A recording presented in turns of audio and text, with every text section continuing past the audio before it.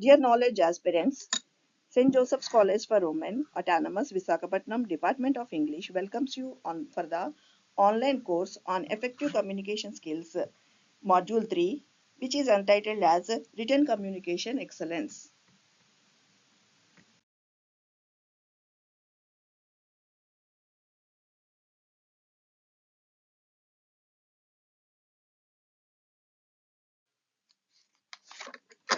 By the end of this module, we will be able to know how to write clearly and concisely, communicate ideas effectively without ambiguity or unnecessary details, and next, to maintain a professional and appropriate tone, and third one is structure content logically. Means we have to organize our ideas in a clear, coherent, and structured manner so that it can give you a clear understanding for the reader. Next one is writing engaging and persuasive content which capture attention and effectively inform or influence readers. The last one is ensure accuracy and correctiveness. It is helps in eliminating the grammatical mistakes and spelling errors or any other factual errors. By this end of this module, the learners will be able to know how to write clearly and concisely. Second one is maintain a professional and appropriate tone. Third one is structure content logically. And next one, write engaging and persuasive content. And we will also ensure accuracy and correctness. In this module, we are going to focus on four segments. The first one is written communication excellence. Second segment is principles of effective business writing. And third one is crafting clear and concise message. And the last one is email etiquette and professionalism. I want to introduce this module by Edward Abbey's famous quote that he stated that good writing can be defined as having something to say and saying it well. When one has nothing to say, one should remain silent. Silence is always beautiful in such times.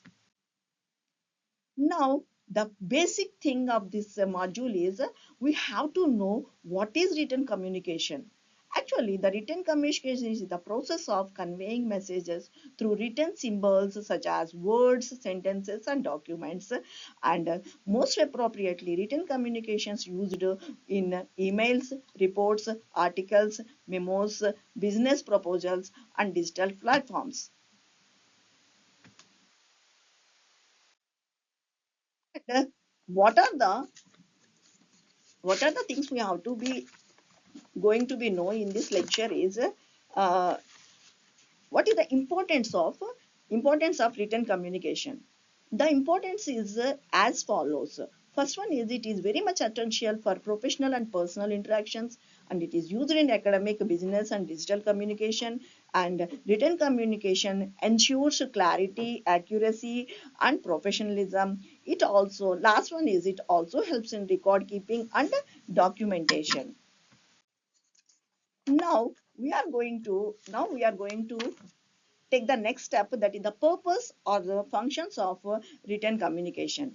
There are many types of purposes and functions are there. We will focus mainly on first one, facilitates global communication, and second one is consistency in communication, and third one is professionalism and credibility. Fourth one is efficiency and productivity, and fifth one is permanent record and documentation. Now we are going to know about the first purpose or first function of our written communication, that is facilitates global communication. Actually, written communication is essential for business operating across different time zones and locations of the world. It also overcomes language and accent barriers that may exist in verbal communication. For example, international terms rely on written reports and emails for seamless collaboration. And next the function is consistency in communication. Why the consistency matters? Here the question arises.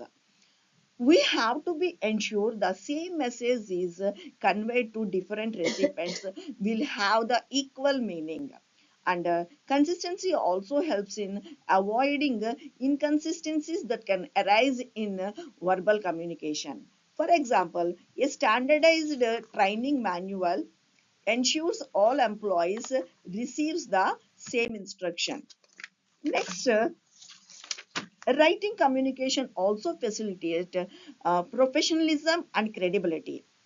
A well-structured writing reflects competence and professionalism. It also enhances an organization's brand and reputation. As an example, a polished proposal increases the chances of winning a business deal. Next, we are coming to the efficiency and productivity. The written communication always enables quick dissemination of information to multiple people, saves time by eliminating the need for repeated explanation. As an example, we can take a company-wide email about a new policy is more efficient than multiple meetings. Next, next one is a permanent recorded document. Written messages serves as official records that can be referred to later and essential for contacts, policies, emails, and reports. Example, an email confirming a business deal can be used as a proof of agreement in the future and forever. Now we are going to focus on types of written communication. Types of written communication can be divided on the basis of style, purpose, etc. In the first category, we are going to know about the formal and informal writing. In formal category, we have reports, business emails, and official letters. In the second category, that is informal, all the personal messages, casual emails, social media post will be comes under this category. Further, they are also categorized as business and professional writing. Both are including emails, reports, memos, proposals, and presentations. What the key considerations for this type of writing is, it has to be maintain a professional tone, clarity, and conciseness. In the next category, we can know about the academic and technical writing. And these two categories will be include in research purpose, white papers, instructional guides, which also requires structured arguments, citations, and precision. Means academic and technical writing always leads for with the authentic and vocabulary. So we have to be provide all the structured agreement, arguments, citations, and precisions. Next, we are going to know about the different strategies to improving written communication. For this one, we have to follow the following strategies very carefully. The first strategy is planning before writing. What we have to do is, first we have to we have a clear idea about what we are writing. This is also called the pre-writing stage. In this pre-writing stage, what is there is um, identity, the purpose, and audience. We have to keep in our mind that what is the purpose of our writing, and also we have to keep the level of knowledge levels of the audience, and what sort of audience we are going to present this written communication. Second one, outline the key points before drafting. Whatever the points you want to cover in your writing, that we have to be write in a logical way. And third one is choose the right format and style. There are many formats and styles are there in written communication. We have to go which suits for our writing style. Next strategy is editing and proofreading. What we have to do here, after writing the written communication, written things, we have to check our grammar, spelling, and clarity with the grammatical devices. And second one, read aloud or use tools like Grammarly. While you are reading aloud, you can grab your mistakes, or otherwise while you using the tools like Grammarly also will correct your wrongs. And last one is, once you are proofreading, doing proofreading, seek feedback before finalizing. Means you have to give your whatever the writing material to anyone and ask them to go through it. If any corrections are there, they will advise you. We have to check them properly. Next strategy is effective use of formatting and visuals. Actually, nowadays we are writing on the digital platform only. So digital platform is supplying many tools. So if you are using all those tools effectively, then your written communication also will become effective. Just like use bullet points for readability, incorporate images, charts and tables where necessary, because charts, tables, pictures will display display the meaning of your material louder than the words. Next one is maintain consistent font style and size. Throughout your written communication, there should be a consistency in the font style and font size. If you are using more than 3-4 font styles and sizes, it confuses the reader and it will not allow the reader to concentrate on our written communication. Next one, we have to know about some common mistakes while we are writing and how to avoid them. Frequent writing errors. Why? What we are generally do is we use it to run on sentences and sentence fragments. We will not while you are writing in a continuous flow, we will forget what we are writing in the before and what we are want to do. This connection you have to be maintained in your writing. And overuse of jargon and complex words also very much hamper our written communication skill. We have to use jargon words how they are needed and how much they can be understand by the audience, because we have to keep our in mind that audience is the prime stakeholder who have to be reach our message. So avoid using more jargon words and complex words also.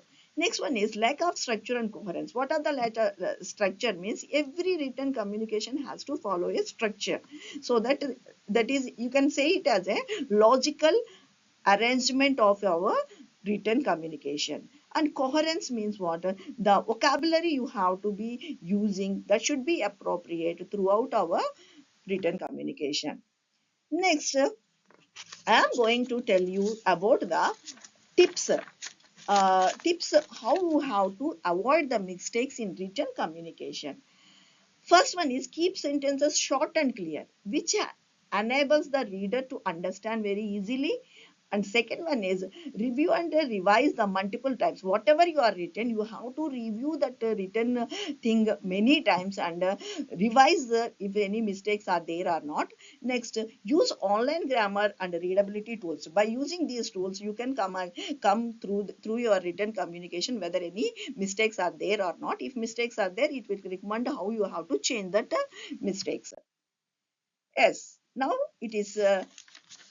Now I want to end this session with a brief description about what you are going to learn in upcoming lecture 2, 3 and 4. In topic 2, means lecture 2, we are going to know about the principles of effective business writing, which includes clarity and precision and conciseness and brevity, professionalism and tone, grammar and accuracy, logical flow structure, etc. And in the lecture 3, it is deals with the crafting clear and concise messages, just like know our purpose, using simple language, be direct and specific, organizing logically, eliminating redundancy, etc. In the topic 4, it is deals with the email etiquette and professionalism. And in this with this all I am going to wind off my lecture 1 with a brief summary of lecture 1.